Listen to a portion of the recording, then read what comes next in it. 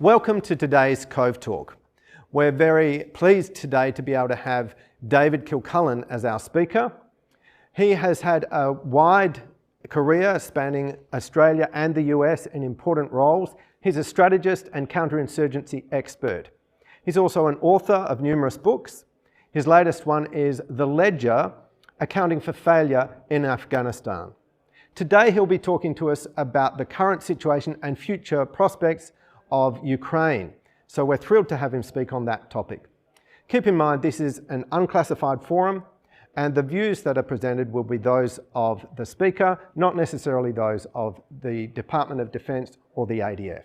We hope you enjoy today's CoveTalk. As mentioned, I'm going to talk for 30-40 minutes. I'm going to keep it at the unclass level. We're going to focus on macro picture of what's going on with the war, and then we'll reconvene and just dive a little bit down into some detail on just how stuff's being run. So everything we're talking about in this session is unclassified.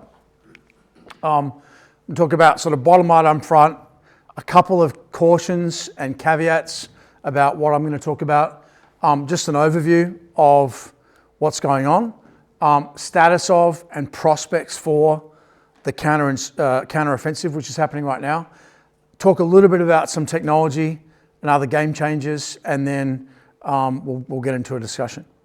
So bottom line up front, the front is now basically World War I, right? You are looking at both the past and the future of war at the same time when you're on the front line. So it's now a continuous, multi-layered front line that basically runs the entirety of eastern and southern Ukraine. There's little immediate prospect that either side can break through. Periodically, you see in the Western media some fairly breathless reporting about the Ukrainians have broken the Russian line. It's a 20-mile deep line, right? It's highly unlikely, I think, that they will be able to break through. But at the same time, the Russians don't seem to have the maneuver capability to break through either. So it's very much settling into a pretty solid front. The Ukrainians have been improving a lot over the last 9 months or so, both in terms of scale, capability, and also just their ability to run combined arms operations. But at the same time frame, the Russians' defences have been improving even faster than Ukrainian offensive capability. I'll give the example of the Battle of Kursk later, which happened on some of the same terrain in 1943, but it's a very similar dynamic, right? In absolute terms, the Ukrainians are well ahead of where they were 9 months ago. In relative terms, they're actually a little bit further behind the 8 ball because the Russians are getting better. NATO-style combined arms maneuver tactics are not working well.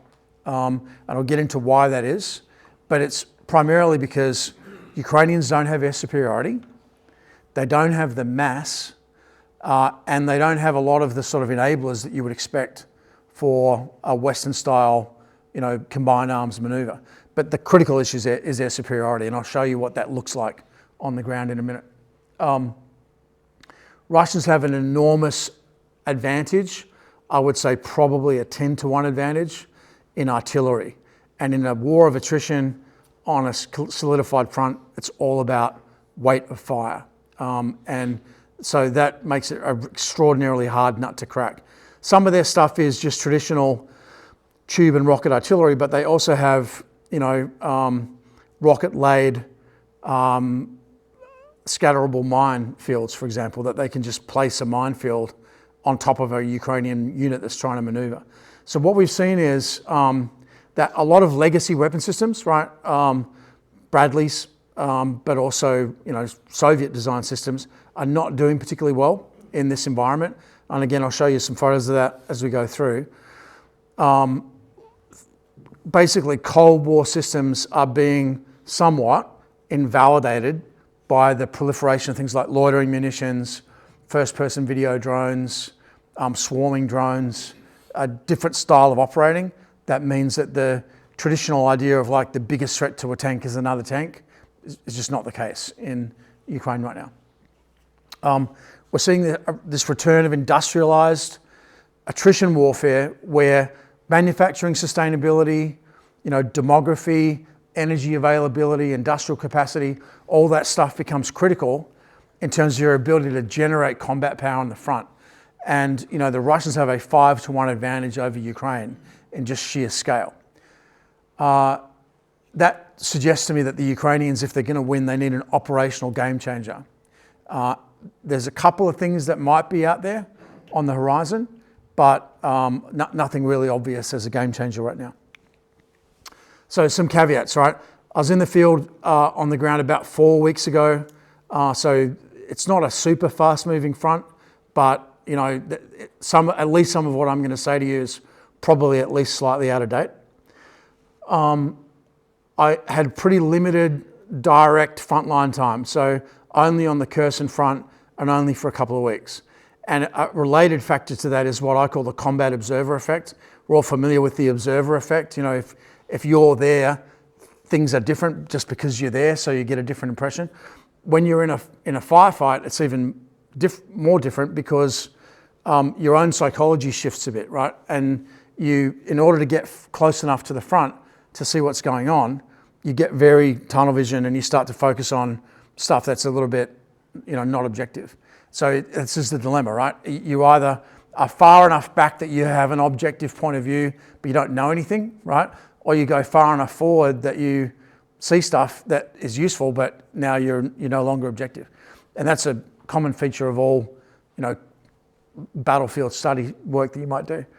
And I was accompanied by a PSD throughout, Ukrainian HUR, which is their military intelligence guys that sort of have a special ops and military intelligence role. They never stopped me looking at anything. They never said I couldn't see anything. I asked some really sensitive questions and I looked at stuff that I'm pretty sure they were uncomfortable with. So they never tried to stop me from looking at anything. But for sure, if I'm sitting down talking to a local resistance cell leader and sitting next to me is a military intelligence PSD, that's going to change how they talk about stuff, right? So you just can't help that. So just as an illustration of what it's like to be in a theatre where you don't have air superiority, this is our route, right? Getting to the Kherson front. 44-hour road trip, about 3,600 kilometres. For reasons to do with Lufthansa being a bad airline, we actually had to drive all the way from Berlin to Krakow in Poland, meet my Ukrainian team, and then drive in across the Krakowicz crossing point into Ukraine. Went to Lviv, up to Kyiv, met with a bunch of think tank people and military leaders and some of the foreign advisors, which we'll talk about in our second session, and some intel people, and then went down on the front. But you're basically, as you get closer to the front, in Odessa, Mykolaiv, and then Kherson, you're very well inside the beaten zone of Russian tube and rocket artillery. And because there's no air superiority, you're moving by night, you're hiding under tree lines. Like it's not Iraq or Afghanistan, right?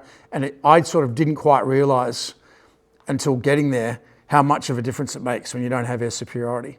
And I'm sure we have Air Force colleagues, right? You're probably all rolling your eyes like a stupid infantry guy, but I mean, I knew it intellectually, but you don't get how much of a difference it makes till you get to the stage where you're just not even able to move by day and you're hiding in barns and under tree lines and moving in a civilian vehicle just because that's the only way to move. This is the Krakowicz crossing point. These people are all going into Ukraine, right? So you'll hear stories about people flooding out and lots of refugees, and there are about 7 million refugees, but these are all Ukrainians trying to get back into Ukraine, many military-age males.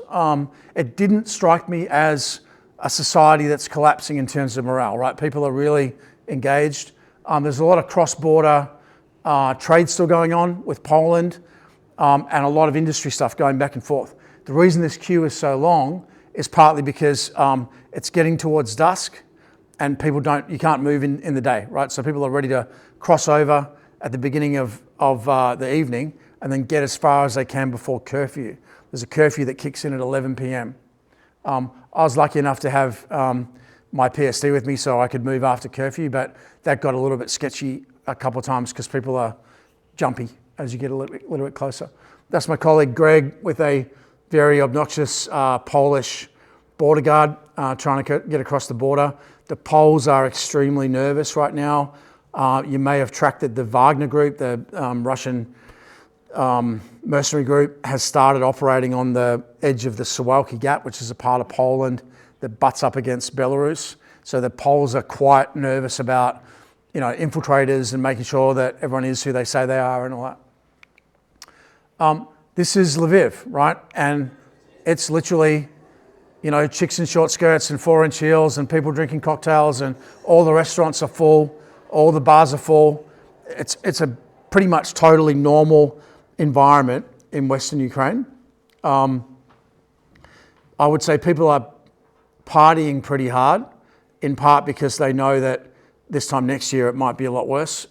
So part of it is a bit of a sort of forced gaiety, but it does feel pretty normal. This is Kyiv, and you'll see everyone basically ignoring this air raid. So we were getting about 12 air raids a day when I was there, mostly the Duran 2, which is the little moped-like drone that comes in.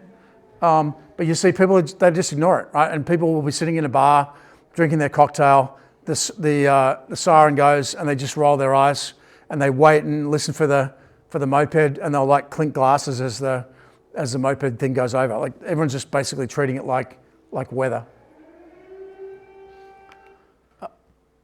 You will have seen a lot of debate and discussion about the initial phase of the war with the attempt by the Russians to do the coup de main operation and seize the Hostomel airfield. So I went and looked at that. I looked at Hostomel and Bucha, which is the area where a lot of civilians were killed, and then spent some time at Moshun, which is actually, if you talk to the Ukrainians, was a more important battle from their point of view. So this is Russian video. I might have shown this to some of you guys before, but it's the second wave of Russian VDV, which is their airborne force, which is a separate service in the Russian military, going in the attempt to seize the airfield on the first morning of the war. I'm just going to show you a minute or so of the video.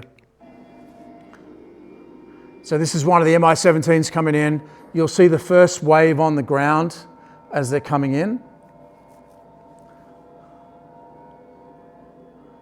That's the first wave trying to exploit across the airfield. Ka-52 attack helicopters.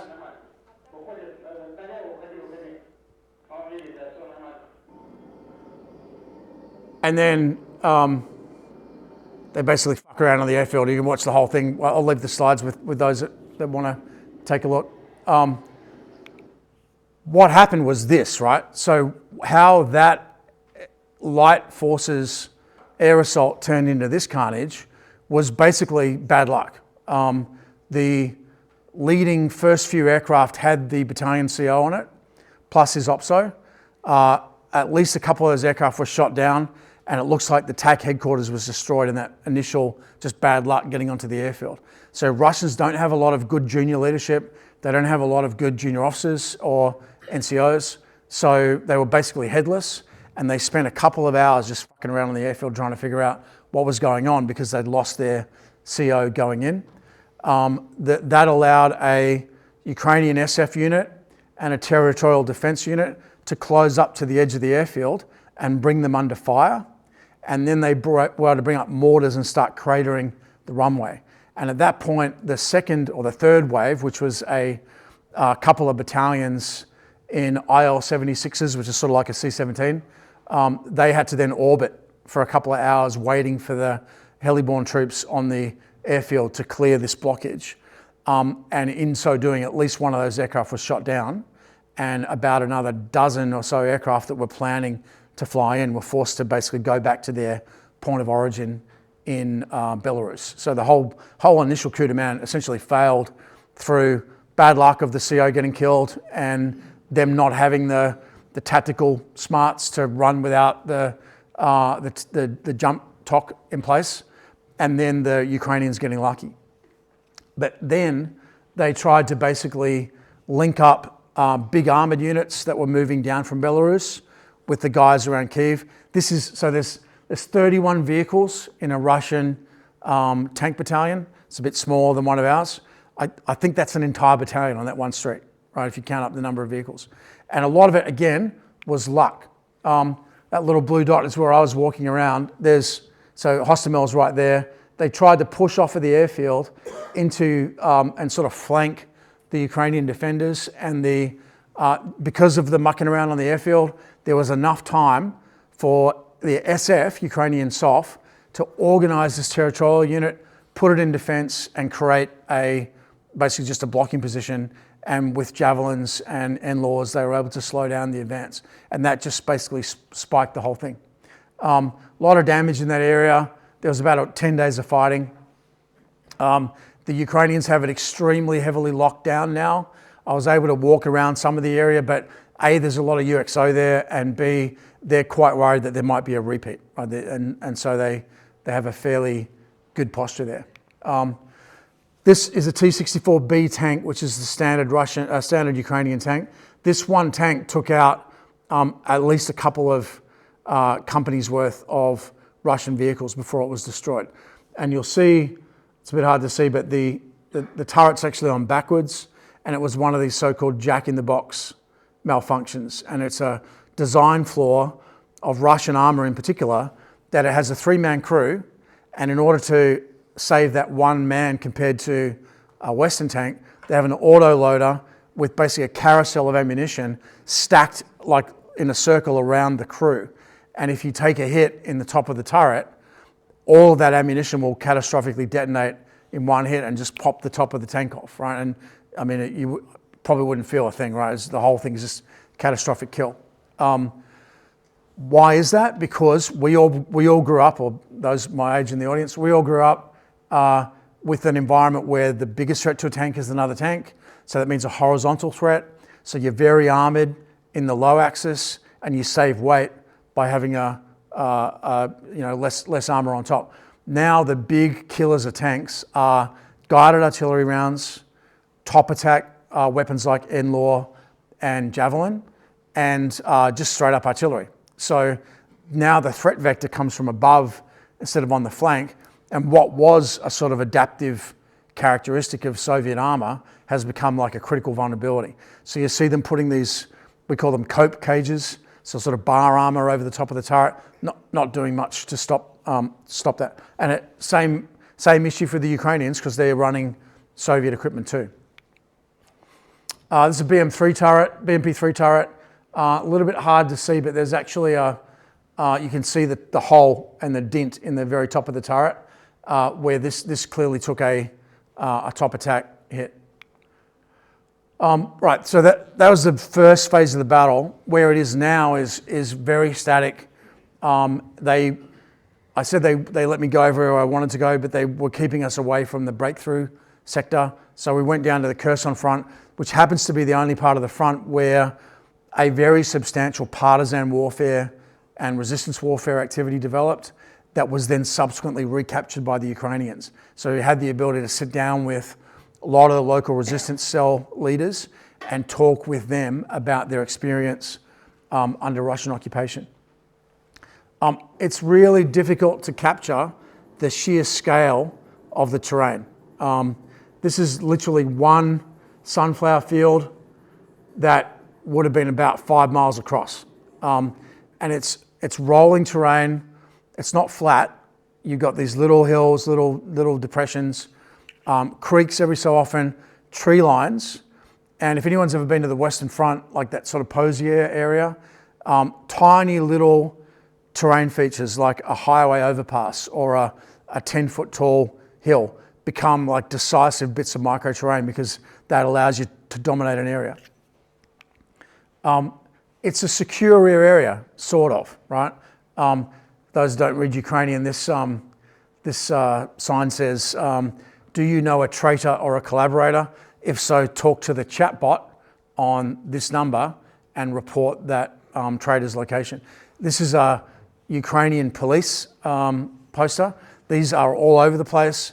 And as I said, people are pretty jumpy, right? As you get closer to the front, people, there's a lot of checkpoints. People want to know who's who.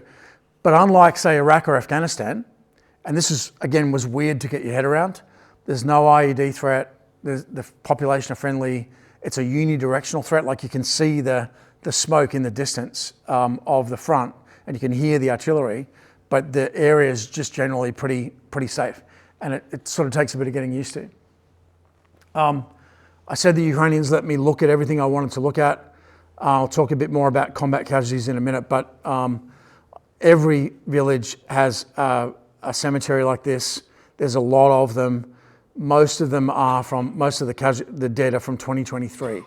And some of them, I would say about half in this particular cemetery came from the counter-offensive phase. Just indicating that, static front, you can sustain a war of attrition if you're not attacking a lot longer than if you're going on the offensive against, continuous prepared multi-layered defenses. But just a very large number, right? I'll give you my estimate later. This is getting close to the front now. So the term grey zone in Ukraine doesn't mean what we mean by grey zone. It means like no man's land, right? So it's the area that was never fully controlled by either side. This is a village called Posad Prostrovska. It's about maybe 8 miles to the front. And you can see the village has had the shit shot out of it. This entire village is still occupied, right? Like still inhabited. I saw no empty terrain the whole time. There's still civilians living everywhere. The blue tarps you can see are provided by a Western aid agency.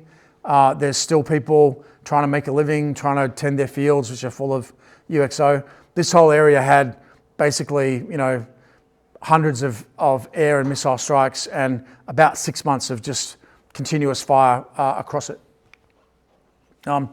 I was in this facility, but the Ukrainians didn't let me take a photo. So this is a news photo from the New York Times. Yeah. Basically, everything is underground, and everything is about a distributed remote ISR system. So lots of drones, lots of observation posts, mostly unmanned, and mostly about getting your antenna forward to the point where you can establish line of sight, electronic line of sight to the asset you need to control, and then maneuvering from there. So a lot of people are sort of expecting the, big hand, small map, blitzkrieg. It isn't really that, right? It's maneuver by fire and small teams getting themselves into position to control and direct that fire so it can operate. This is the underground control center for the city of Kherson. This guy on the left, Valery, was a financial advisor before the war. Now he's the deputy mayor of the city. He described himself as the best financial advisor in Ukraine, and he spent the first 10 minutes of our conversation trying to pitch me on a bunch of stocks that he wanted to sell me. Basically they've got the city divided by sector. They've appointed a local control guy for each sector. Because the Russians are shelling so heavily, they don't let the civilians congregate to get essential supplies. So they have like time-based, when different people can come to different locations. They've got a large number of small distro points rather than a few big ones. And a lot of the guys now running the city for the Ukrainian government were the resistance group leaders that were in charge while it was under Russian occupation. And that's deliberate, right? It's partly for their own mental health to sort of rehabilitate those guys, but it's also because they know who supported which side during occupation, and they are they're pretty clued in on like the human terrain of the city. This is now on the front lines. Again, that's where I am when I'm taking that photograph. This is the Antonovka Bridge, destroyed by the Ukrainians to prevent the Russians from crossing it.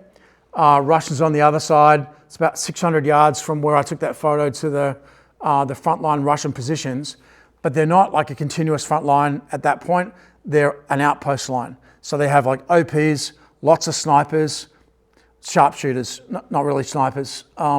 They've got artillery observers and also drones up. And then there's like minefield, swamp, barbed wire entanglement, dragon's teeth, which are those like concrete tank obstacles. And then on the slightly high ground, you can just slightly see it on the other side of the river. That's where the main defensive line is. So it's probably about 5 miles back from the Ukrainians to the main defensive line. And you think about crossing that, like you're not talking about, I mean, I would argue no Western military has had to do anything like this since 1945. We'll get back to that bit in a second. This is the laydown. That's me again in that little blue dot.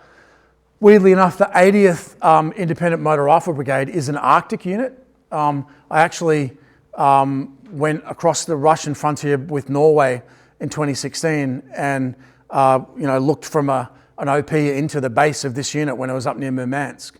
And now they find themselves in swampy, hot, 35-degree heat down in southern Ukraine, and they're hating it. So that's 124th Territorial Brigade holds the Ukrainian side. You've got a number of different elements of the 80th separate Motor Rifle Brigade. This area here, Kazachi-Laheri, was the site of a Ukrainian soft raid when I was there. It's a good illustration of how they're operating. So that raid was not intended to take prisoners or capture territory.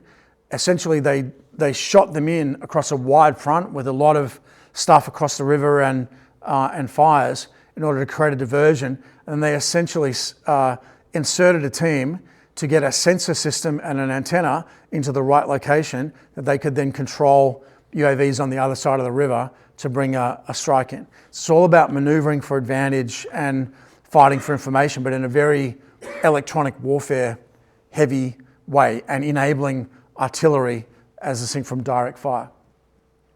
Weirdly enough, illustrating my point earlier that the Russians they really suck at junior leadership. By accident, without even intending to, this Ukrainian soft element that was working with resistance groups captured the battalion commander of the 2nd Battalion, who was down on his front line with two guys as an escort, doing a job that would be done by a corporal in an Australian battalion, like literally like moving the gun positions around, because they just don't have the junior commanders with the initiative or the training to do what we would just take for granted. So they ended up capturing the CO of that unit and took him back to their pick, and he basically told them all the layout and what was going on the Russian side of the river. Russians are using a lot of these so-called double tap artillery strikes, which means something from what we mean by something different from what we mean by double tap. So this round landed about a minute or so after we drove past this location. And on the way back, we saw a bunch of local firefighters trying to put the fire out in the house. And about a minute after that, a huge Russian rocket strike landed and killed a bunch of the firefighters. So what they recognized, and it's cynical but accurate, that the short resource for the guys defending on the Kherson side is people, right? Particularly trained firefighters and emergency response personnel.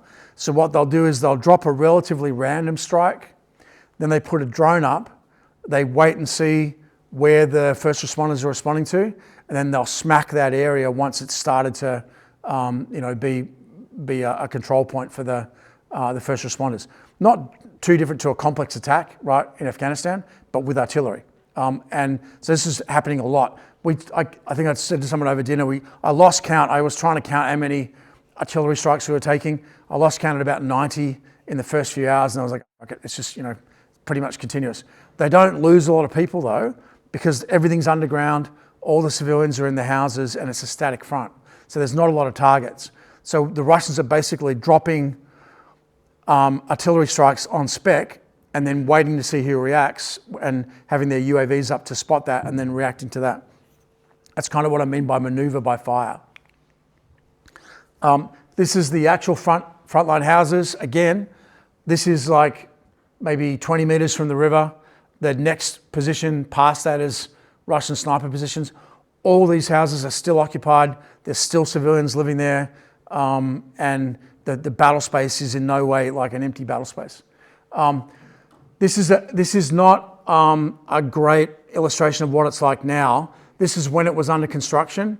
So you got your outpost line forward on the far left of the photo, tree line in a ploughed field with a tank covering that corner of the field and this road junction. Then you come back, you got your first main trench line, you got the canal, and then you can see those little dots there, the dragon's teeth. And what they're doing is trying to basically channel armour into a killing zone where they can then drop one of these mobile minefields onto that armour column and trap it so they can then drop artillery onto it. That's a pretty decent look at how the layout is, except imagine 3, 4 or 5 of these in a row, right, with a couple of miles between them, going back over a 20-mile deep defensive zone. And of course, this is a winter photograph.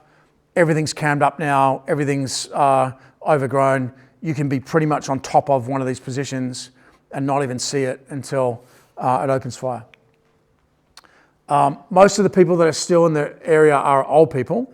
Many of them are very pissed off with both the Russians and the Ukrainian government, but more so the Russians. They don't want to leave, but arguably, most of them couldn't leave anyway if they wanted to. A lot of UXO, as I mentioned. This dog here is called Patron, and he's become like the mascot for counter-mine awareness in Ukraine. He apparently cleared lots of mines at the very beginning of the war, so now he's like literally the poster dog for mine clearing. This is a Red Cross version, and it's basically like don't touch, all the standard UXB type warnings. You see these posters up all over the place. They're very worried about children in particular picking up and playing with the UXO. So I'm going to very briefly touch on resistance occupation, but we'll talk about that later in a bit more detail. Guy I'm interviewing here was the overall resistance leader for the area. He was a tailor, made women's dresses, right? And based on having a big, customer base, ran for office about 10 years ago and was a local council member in Kherson City. When the war started, the 124th Brigade mounted a pretty gallant defense of the city, but were pretty badly crushed. So the Russians had 2 armored columns pushing forward, one into Kherson, one into Mykolaiv, which is the next town. The one that was heading for Mykolaiv was defeated, so it turned back to help the other column. So the 124th Brigade got basically trapped between, which is a dismounted unit, right? Got trapped between 2 Russian armored columns and just shot to shit. So they only survived, they weren't defeated, they just melted away within about a day. There was then about a 10-day window when nobody was in charge. So this guy and a bunch of others called a big public meeting on the main square, got everybody together and appointed individual committees to look after power, water, sanitation, intelligence collection, law enforcement. Some of it was people volunteering, but it's also just people being nominated to run different committees. He said to me later that was a really major mistake, right? Because when the Russians turned up, there was no secret, there was no secret cell structure. Everyone knew who was in the resistance because that was all the people that was in that public meeting. They tried to go underground when the Russians turned up about 10 days later. But by the time you're out in the open signing up for the local People's Self-Defense Committee, people kind of know who's in the resistance and who isn't. They think that a lot of that early stuff was infiltrated by pro-Russian assets, and then they spent a fair bit of time having to clean those out later during the period of occupation. I'll get into this in much more detail later when we have our second session. This woman's a good example of female role in what the Ukrainians call civil resistance. Women have played an incredibly important role within that. So that they break it down into people's resistance or civil resistance and partisan warfare. Partisan warfare is run by Ukrainian SOF, and it's kinetic, and it involves mostly military targets to support conventional maneuver. Civil resistance was self-organized, organic. It was about slowing down and applying friction to the Russian occupiers, and later on it morphed into basically identifying targets and then handing those targets off to the partisan warfare guys to deal with. There was not a lot of love lost between the people that started the civil resistance and the partisan warfare teams that came in later in the campaign.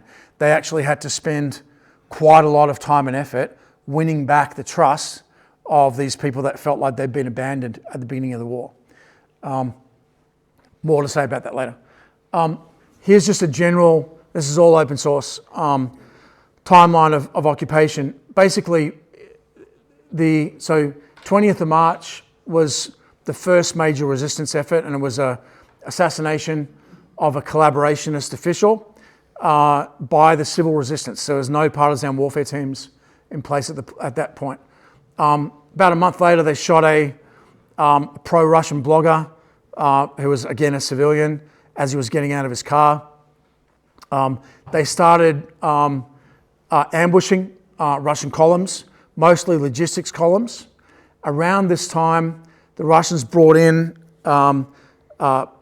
militia from the LPR, the Luhansk People's Republic, which is one of the pro-Russian republics.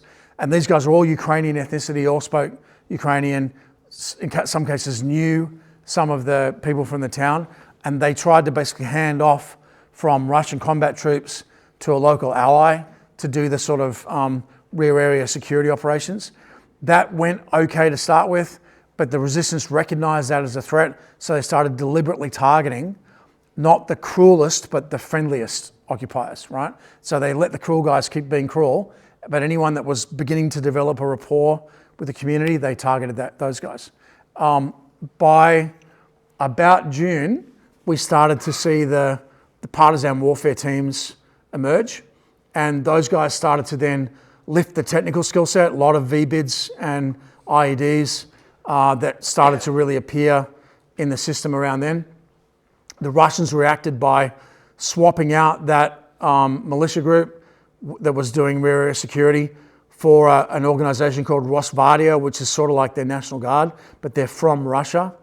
And very quickly they brought in FSB troops, which is sort of like modern day KGB. And they did not fuck around. So they started mass arrests, torturing people. They had a kill house down quite close to that bridge where I was walking around.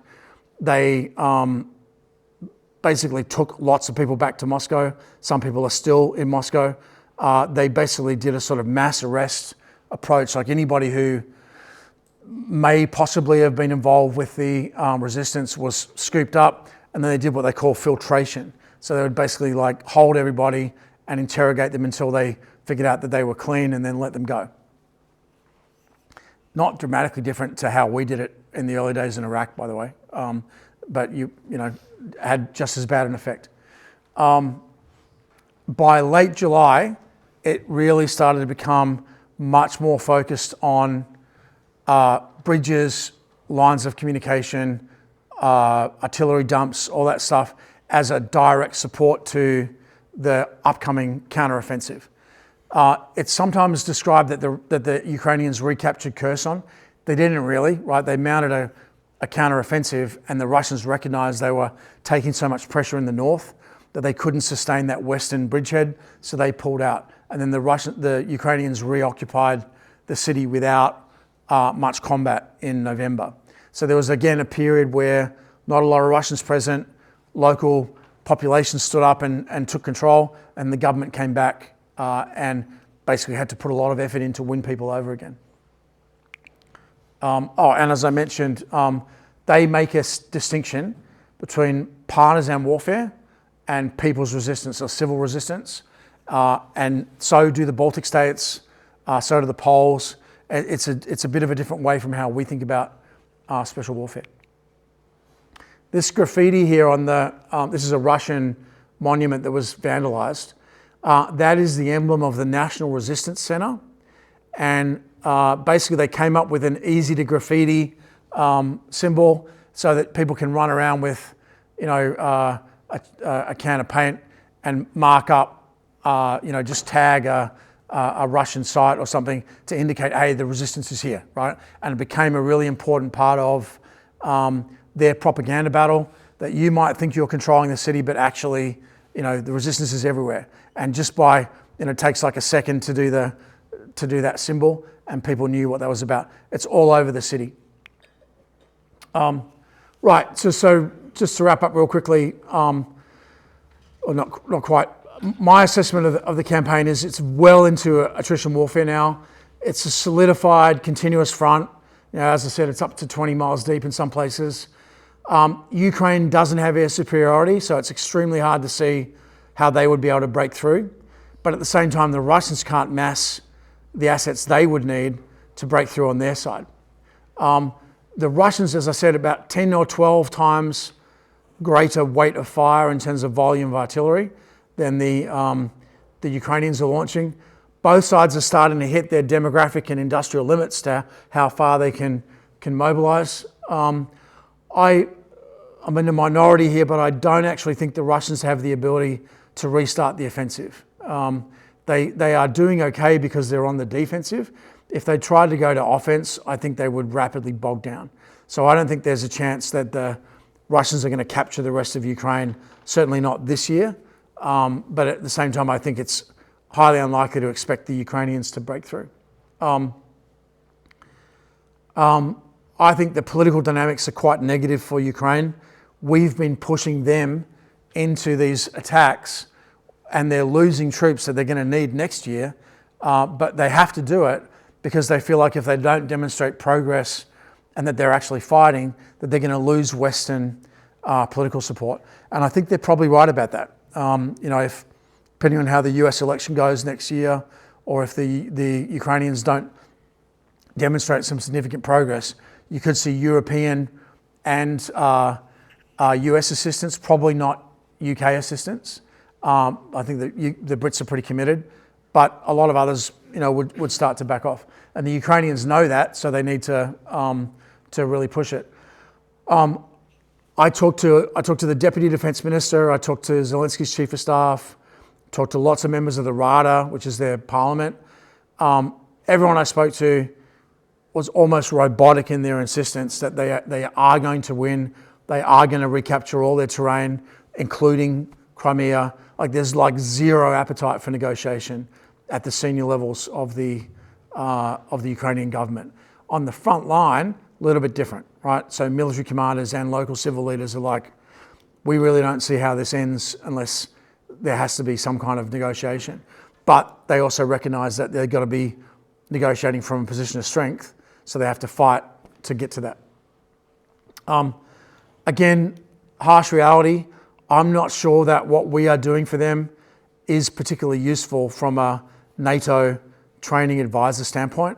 One of the Ukrainians I spoke to said, listen, the last time any NATO military had to deal with this kind of breakthrough challenge was the British Army crossing of the Rhine in 1945.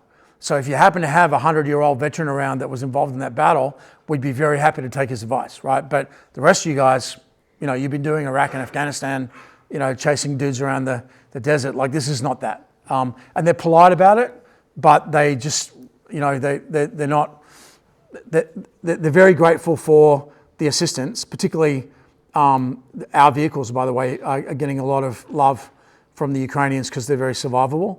But the tactics themselves, they don't see them as particularly relevant. We've got any gunners in the group? So one of the things I've noticed is that it's very much an artillery battle, and the NATO artillery training, the Ukrainians have not found particularly useful. So what the NATO guys will do is have a dispersed gun position, or even a high rain or an artillery raid, right? And try to demonstrate how you can maneuver with artillery. And they're working on the assumption that you're going to have counter battery radar that's going to identify when the Russians are launching a counterstrike. As the Ukrainians will point out, the Russians don't use their artillery like that, right? What they have is FPV drones and loitering munitions just roaming the battlefront looking for a target. And as soon as you fire, you're going to get jumped by a swarm of drones, which they don't get picked up on a counter battery radar, right? Because counter battery radar tracks a parabolic track, right, of a round as it's flying, and then projects that back to the point of origin. Well, that doesn't work with a drone, right? So, because it doesn't fly that kind of a track. So they're like, no offense, but this tactic that you're teaching us is getting a lot of our gunners killed, and we need to operate in a different way. So they themselves, I think, have frankly a bit more to teach us than we have to teach them right now. And of course, in our business, in special warfare, they've got a lot to teach us because they're doing it every day live, albeit the environment's quite different from what we would be operating in. Loss rates is a huge debate right now. The Ukrainians claim they've killed a couple of 100,000 Russians. The Russians claim the same thing about the Ukrainians. As I said, the Ukrainians didn't stop me looking at anything when I was there. This is from the wall outside St. Michael's Cathedral, which is the main cathedral in Kyiv. And there's a photo or a picture up, supposedly for every soldier that's been killed during the campaign. I'm sure they're missing a few. I spent about an hour there and I counted about 35,000 on that wall. And many of them are from 2023. So if you work on a standard conventional combat ratio of about 4-to-1 wounded to killed, that probably means about 100,000 casualties or 120,000 and about 35,000 dead. That's big, right? I mean, that's, half of a Vietnam in a year. But it's certainly nowhere close to what the Russians are claiming as Ukrainian losses. And certainly, as I said at the beginning, I didn't see a society on the brink of collapse, right? That's not what it looks like. It looks like they're still very committed. Morale is actually pretty high. One of the weird things, they are keeping their 20-year-olds out of the conscription right now. There's a lot of volunteer blokes in their 20s in the high readiness assault units. A lot of the guys on the front line are my age, like 40s and 50s. I'd say at least 50% of the troops on the front line are, in their 40s or older, and that's because they're deliberately husbanding that the younger guys for the breakthrough. That's got to affect how they operate, right? I mean, we've all seen the difference between troops in their first firefight and their second firefight, even if they're 20. When you have a guy who's got a family and a business and he's, maybe has grandkids, he's not going to be taking big risks in order to, for the glory of Ukraine, right? So they're fighting, don't get me wrong, they're fighting really hard, but they're not wasting lives. They're trying really hard to maneuver by fire rather than lose people. I mentioned Kursk, 1943, those military history geeks in the audience. German general called Manstein came up with the idea of biting off this Russian Soviet salient in Kursk. It was a great idea when he had the idea. It took the Germans 9 months to gather all the shit together that they needed to do the offensive. It was pretty obvious where the offensive was going to fall. So the Soviets began to build up their defenses in that same area over that same 9-month period. When they eventually launched the offensive, it did great at a tactical level, killed a lot of Soviets, but the Soviets by that point were generating forces at a much faster rate than the Germans were, and they could afford those losses. And the losses the Germans suffered in the Battle of Kursk were irreplaceable losses that they would have needed the following year or the year after that to defend Berlin. They didn't have them, right? So I see a similar dynamic, right, where from September onward, the Ukrainians have been prepping for this major counteroffensive. They felt like they got to the launch threshold about in June where they had enough capability to launch. So in absolute terms, they're significantly better off than they were last year. And as Zelensky says in this quote here from July, we did have plans to start the offensive in the spring, but we needed to gather all the stuff together to launch it. But in that same time frame, the Russian defenders have been able to improve their defenses at a faster rate than the Ukrainians, right? So they're ahead of where they were in absolute terms, but they're further and further behind the 8 ball in relative terms to the defenders. And of course, defense is a much more sustainable form of operations. So Ukrainians, a game changer, could be technological. They're doing a lot of damage with these Storm Shadow missiles right now that are striking targets well in depth. There's a lot of stuff going on with uncrewed surface vessels. I'll show you some of that in a minute. Out in the Black Sea, they're actually striking into Russia with USVs. They've also been doing a lot of drone strikes into Russian territory, including Moscow. That's running the risk of provoking the Russians to major retaliation, but it is changing the dynamic, right? So they can't afford to just fight, the Western Front, as it were, a battle of attrition. They've got to figure out a way to break out of that. It might be political. It's a bit hard to know how fragile the Russians are after the head of Wagner was killed. They initially looked pretty fragile, but they seem to be recovering now. But they have also just committed in the last week or two their theatre reserve, which is a thing called the 7th Guards Armoured Division, which is actually part of the Guards Air Assault Division, I should say, which is a VDV organisation.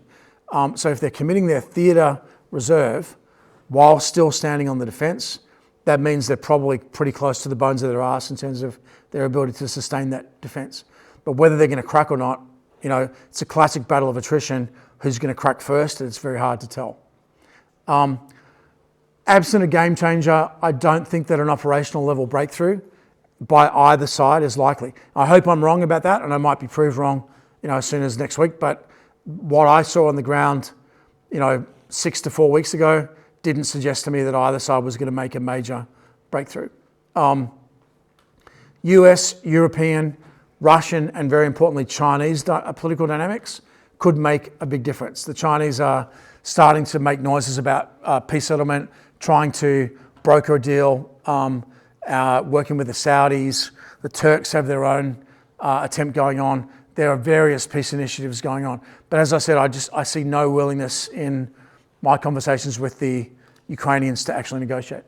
And of course, there's a serious escalation risk involved in what they're trying to do in terms of finding a game changer. Some of you guys may have seen this before. This is the first sort of debut of the Ukrainian USVs. It's a bit hard to see because the lights are up, but this is footage from the front of the vessel. I'll show you a picture of the vessel in a minute. As it gets closer to the Russian base, it starts to take heavier fire. And you're about to see the luckiest dude in the entire Russian Navy as they get into the harbour.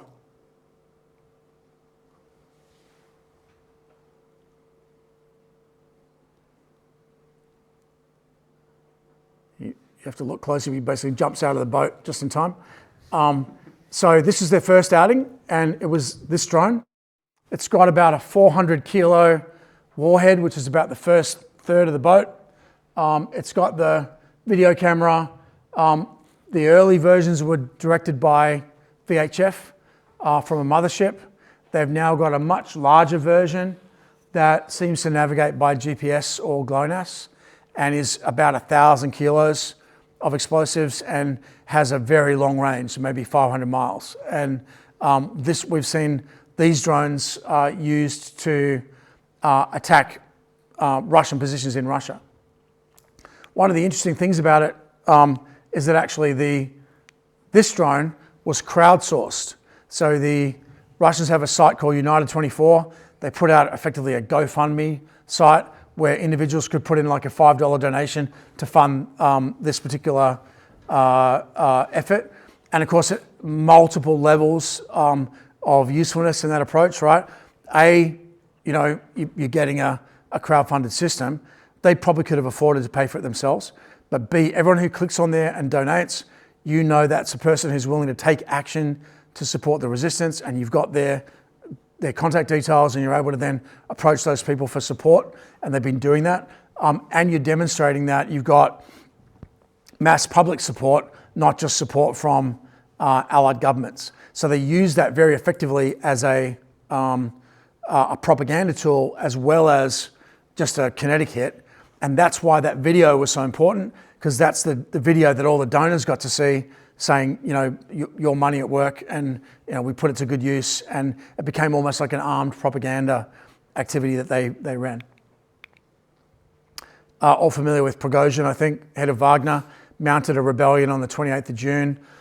I was wrong about that. I thought it was basically a fake rebellion where he was attempting to like portray that he was rebelling so the Russians could figure out who was going to be backing him and who wasn't. They actually killed about a dozen Russian Air Force pilots in that rebellion in shooting down a couple of helicopters. So a theory now is that he was actually just killed by the Russian Air Force without Putin's approval. There's another theory that Putin just thought, I can't afford to have this guy walking around and people thinking I'm weak. So he decided to whack him. The day that Prigozhin died, Putin gave a speech saying basically he was a great patriot and he was my friend, but he made some mistakes, right? And everyone's like, okay, right. So I think there's a certain element there of sort of gangster state going on, but I don't see, again, there's a lot of very wishful thinking, Western reporting that the Russian regime's on the point of cracking. I don't think so. I think if anything, they're stronger now because they're sort of like Hitler's Night of the Long Knives. You know, they've removed a potential alternative power center. Last week in Pskov, they launched a number of loitering munition attacks, including with spy pack drones made by Corvo here in Australia. They're those cardboard fixed-wing drones. This is what I mean by risk of escalation. I wouldn't expect you to know anything about Russian geography, but Pskov is like an entire country away from Ukraine. It's on the Estonian border. It's about 500 miles from the nearest point of Ukraine. These drones have about a 75-kilometre operating range. So clearly they weren't launched from Ukraine. The Ukrainians are claiming that they were launched from inside Russian territory, which is a bit of a stretch. I guess it's possible. But the Russians are saying, no, these were clearly launched from Estonia, which is a NATO country, right, which is the neighbouring country. So this stuff gets pretty risky if you're looking for a game changer and you have to keep on like pushing the envelope to change the game. There's significant escalation risk involved in that. Okay, let me cut it there and let's open the floor to discussions again. Let's keep it at the unclass level and we'll just talk about overall campaign, but also anything else that jumps out at you guys that you want to talk about.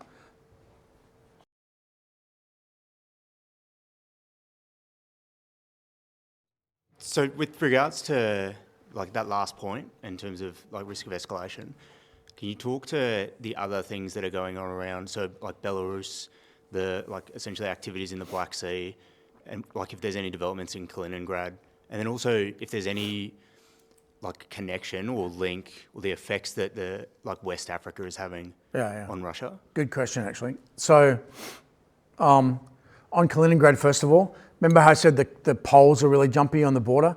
That's because that area, the Suwalki Gap, it's the gap between the western part of Belarus and Kaliningrad. And it's Polish territory, but it's sort of air gapped, right, to the Russian base at Kaliningrad. The Russians have deployed some pretty powerful weapon systems into Kaliningrad, including potentially nuclear-equipped Iskander missiles. They're also talking about moving TAC nukes into Belarus. And the concern the Poles have is that Wagner, after that uprising, moved mostly of their guys to Belarus and were operating right on the border with Poland.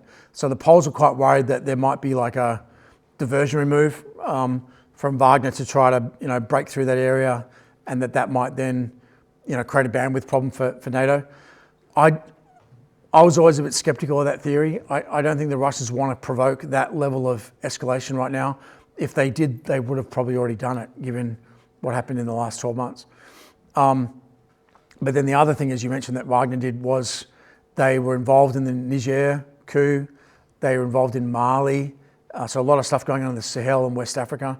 The French are trying to rally ECOWAS, which is the regional group of countries in West Africa, to mount a counter, either military or political counter to the coup in Niger. And you guys know France draws a lot of its power from nuclear reactor energy, and it gets the vast majority of its uranium from Niger. So like it's a big deal for the French.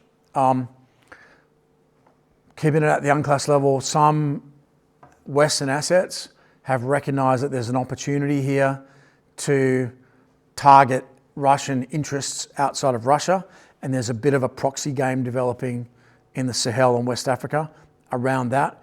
I think we're going to see more of that, right? We'll start to see people, what you might call horizontal escalation, right? If you're worried that you're going to escalate into a potential nuclear exchange in the theatre, a way to impose costs on the adversary without doing that is hold something at risk that's outside the theatre. That has direct application to us, right? If you think about our circumstance. And I think there's a lot to learn watching that. In the Black Sea, so the Russians have been launching missile strikes on grain terminals, so actually attacking the port facilities that the Ukrainians use for exporting grain. The Turks are very upset about that, and actually I think Erdogan's going to be in Moscow next week trying to get Putin to back off from that action and to restart the grain export through the Black Sea. Meanwhile, the Ukrainians are operating well offshore with these remote boats. They've attacked at least one Russian-flagged cargo vessel, so not Russian warships. So it's starting to, again, get pretty dangerous, right? I mean, it's one thing to attack a warship, even if it's in international waters, but attacking a Russian-flagged cargo vessel with civilians on it, starting to get, pretty dangerous. The Russians right now don't seem to have a great counter to the Ukrainian USVs, because there's just a lot of them, right? They're cheap, there's a lot of them. It's a classic example of something we see all over the place in warfare these days, right?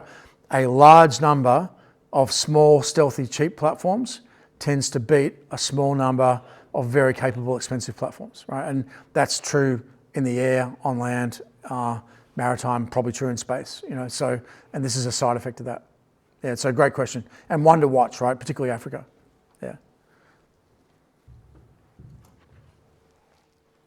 Noting we're about to have a sidebar or a later conversation about SW at a higher classification, my question's probably more orientated to everyone else that might be watching this on the Cove.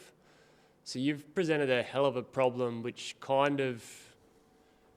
it poses a really big dilemma for those manoeuvre theory warfare people, and for the last 20 years, the Australian Army's been really focused on counterinsurgency and how manoeuvre warfare supports counterinsurgency. So noting the challenge you've just presented and the contemporary things you're seeing, what would be your big key takeaways for the rest of the ADF that might be watching this with regards to how do they adapt with what you just discussed, which is small, cheap, adaptive technology having a disproportionate effect on armour, on maritime? Then also, how do you pose that we train at the foundation, intermediate and advanced levels when RMC used to be counterinsurgency and it used to be manoeuvre warfare? Yeah. So, I mean, irregular warfare is not going away, right? There still will be a lot of UW, a lot of foreign internal defence, military assistance. That stuff's happening. Our government in its wisdom has decided to reduce the IFV spend. So the Australian Army probably doesn't actually have the capacity to engage, under the new DSR, without Land 400 Phase 2 vehicles. We probably don't have the mass to do what these guys are doing. Frankly, nor would we want to, right? I mean, it's not a good use for a small army, it's not smart. I think combined arms, multi-domain manoeuvre is definitely a thing. But what I saw on the ground in Ukraine suggests to me that it's probably going to be manoeuvre by fire and manoeuvre of US autonomous systems to enable ISR to be distributed to then enable fires to manoeuvre, right? And when I say manoeuvre or fire, I don't mean moving the tube or the gun around. I mean, dropping concentrations of fire in different places in order to shape the operating environment. The Ukrainians went from company-sized groups in Bradleys as part of a battle group move to then 4-man teams on foot, stealthily moving forward, literally just to gain observation of a key location so they could bring fire in, right? And that was in a month, right? So they tried our standard NATO US style combined arms maneuver. It didn't work. Now, every campaign is not going to be Ukraine. Ukraine is, like I said, it's like the Western Front, like multi-layer trench lines, continuous front, no no gaps, that you can maneuver through. We have been fighting for the last 20 years. Probably the only time US got close to what's happening here was in the first few weeks of the war in Iraq in 2003, and there was never anything like this, right? I mean, they never had to do the break-in battle to enable the breakthrough battle to enable the deep penetration to then do the maneuver. They just went straight to maneuver. They had air superiority. They had a 100-day air campaign before they even moved. They basically reduced the obstacle set to a manageable level before they started to maneuver. That's not the Ukrainian situation. They're still doing the break-in battle to try to enable a breakthrough battle to then start maneuver. And the problem they have is they recognize really quickly, if we keep fighting the way that our NATO trainers advise us to fight, we won't have the forces left to do the breakthrough, right? We're just going to lose them all. So that's why they went to this other style of operating. So I would say jury's still out. We should be watching it really closely. But again, I would be cautious about directly translating lessons from a continuous front, pretty flat European theatre into where we might be operating, which could be quite different. They're not bypassing cities. They're fighting through cities. They try to bypass them, but they have found they haven't been able to, right? So classic would be the Azov-style battle last May, which basically looked like Stalingrad. And then the Battle of Bakhmut that happened in the first half of this year. Both sides were like, yeah, let's bypass the town, but they weren't able to. So they ended up in pretty heavy urban combat. So yeah, urban trench warfare, heavy artillery, it's all stuff that, we probably thought had passed away from our future, but it could be there, in a future high intensity conflict. The morale's high amongst the Ukrainian people, but with the losses they've sustained so far, has that had any effect on recruitment for people joining the Defence Force, or are they getting the recruits from volunteers, or are they still relying heavily on conscripts? So they're mostly volunteers for their high readiness units, or the breakthrough units, like the air assault units. The 9 brigades that were there's 12 brigades in the breakthrough force.